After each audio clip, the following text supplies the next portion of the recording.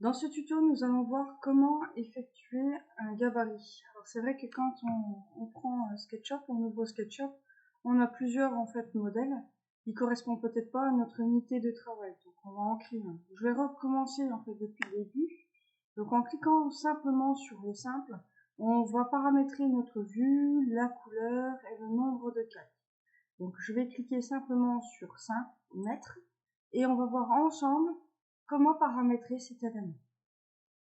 Donc en cliquant, nous avons un petit personnage qui nous donne la hauteur. Donc ici, on n'en a pas besoin. Donc vous pouvez cliquer simplement avec l'outil de sélection qui se trouve ici, revenir dessus et faire appuyer sur la touche suppresse.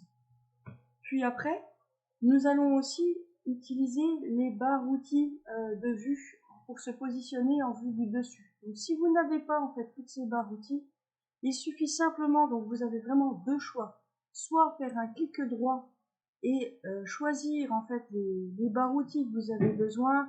Donc comme énoncé là ici, vous voyez, moi j'ai mis solide, j'ai mis section, j'ai mis standard. Donc pour choisir vraiment sa barre outil, on a simplement la possibilité de cocher, d'activer la fonctionnalité. Et si après vous la voulez, vous pouvez totalement la re-ranger dans votre panneau au-dessus. Donc moi ici, je vais simplement me mettre en vue. Donc le menu en fait vue, vous le retrouvez dans la liste qui se situe ici. Donc activez-le, il est très pratique pour la suite des manipulations. Je vais simplement cliquer sur la vue du dessus. Donc là, on est déjà très bien positionné pour commencer son dessin, placer les guides, etc. Et je vais changer la couleur de fond et la couleur en fait de l'horizon. Pour faire ça, je vais aller dans Style, je vais aller dans Édition, et vous avez donc trois petits boutons. Donc je vais choisir le troisième bouton, bien cliquer dessus pour faire apparaître le menu arrière-plan et ciel. Une fois que vous avez ce menu, il vous suffit de cliquer sur arrière-plan. Donc on clique sur arrière-plan et vous allez emmener en fait une palette de couleurs. Donc il y a un nuancier, il existe en fait 4 nuanciers possibles. Donc choisissez celui qui vous convient. La roue, si vous voulez du blanc, vous allez mettre votre taquet vraiment sur le haut au maximum. Si vous voulez du RVB, il faut que tous les numéros pour avoir du blanc pur soient à 255. On va vraiment utiliser le blanc pur pour nos imports après peut-être sur Photoshop pour mettre notre maison en exemple en insertion paysagère. Donc il faut vraiment que le blanc soit effectif. C'est plus simple pour nos sélections sur Photoshop. Une fois que vous avez fait ça, vous faites OK et vous décochez le ciel. Et lorsque vous avez fait ça, eh bien on peut rebasculer à l'aide de la molette centrale en restant appuyé. Vous allez voir que vous n'avez plus de ciel et vous n'avez plus de fond. Donc nous, on va travailler vraiment dans cet environnement-là. Donc on va revenir en vue du dessus. Donc on a réglé, on a enlevé le personnage, on a enlevé en fait le fond. Il nous reste plus qu'à remettre un petit peu tout ce qui est balises. Donc les balises, c'est le nouveau mot en fait simplement de SketchUp. Donc c'est vrai que ça fait quelques années, mais on recherche souvent les calques dans les anciennes versions. Donc là, le mot a été remplacé. C'est vraiment balise. Ici, vous allez avoir plusieurs éléments. Vous allez avoir le premier bouton qui vous permet de rajouter une balise. Donc le principe du calque, c'est d'additionner en fait les différentes couches pour pouvoir allumer et éteindre ces couches pour, en gros, je veux voir certains éléments et je veux enlever certains éléments plus facilement. Donc moi, c'est vraiment un conseil que je vous donne. Lorsque vous travaillez en fait sur SketchUp, bien en fait travailler sur différentes couches. Donc on verra un petit peu plus tard comment travailler sur ces différentes couches.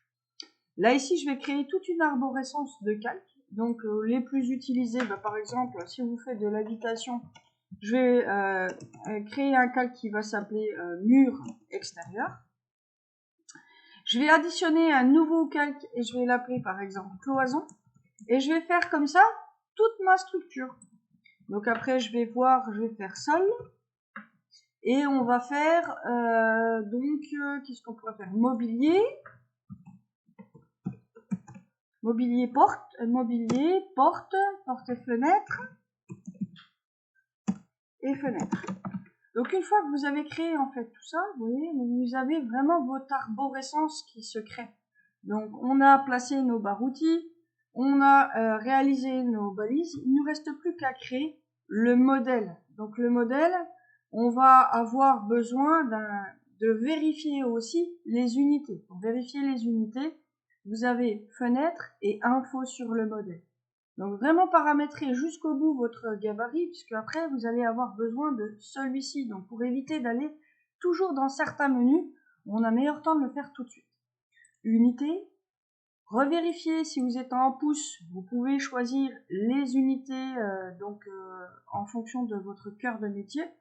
Pour moi, ça sera en mètres.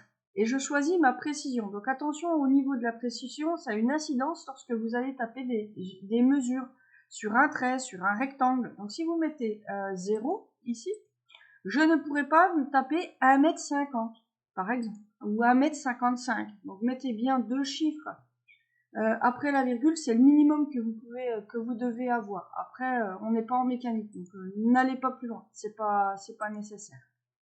Et dans la liste, on va personnellement, moi je désactive en fait l'ancrage des longueurs. Je n'aime pas que ça raccroche sur chaque point. Et comme je sais que mon gabarit est en mètres, je décoche afficher le format des unités.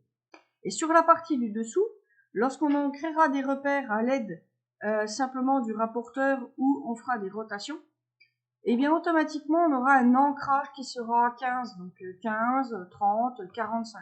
C'est celui que je préfère moi, mais vous pouvez tout à fait choisir un autre système d'ancrage angulaire. C'est le plus utilisé. Hein.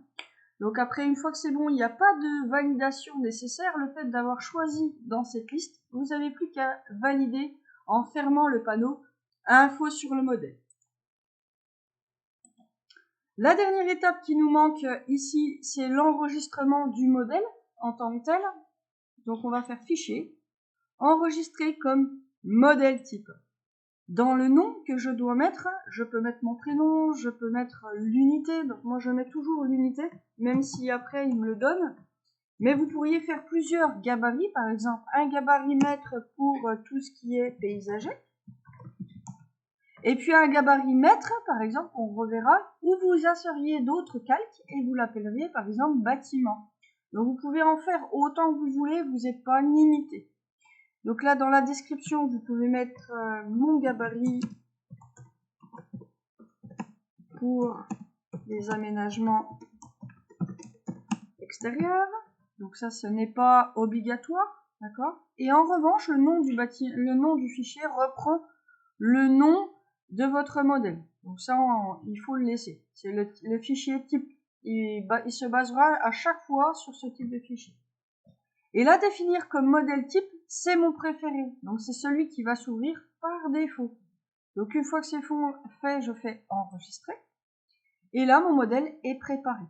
Donc il suffira simplement de voir ce qu'il en est en utilisant la fenêtre. Donc je ferme mon SketchUp, je vais chercher mon logiciel SketchUp dans ma liste et vous allez voir que lorsqu'il va s'ouvrir, je vais avoir tout simplement donc un petit cœur donc qui s'appelle maître paysager. Donc on peut en refaire autant qu'on veut et quand on va cliquer sur ce gabarit, je vais avoir automatiquement les balises, les unités qui se remettent en place et on va pouvoir commencer à travailler. Voilà. Si vous avez aimé ce petit tuto, marquez vos commentaires. Je suis prête à améliorer les supports que je vous transmets. Et marquez bien un petit message, ça fait toujours plaisir de savoir qu'il y a des personnes qui suivent ce tuto.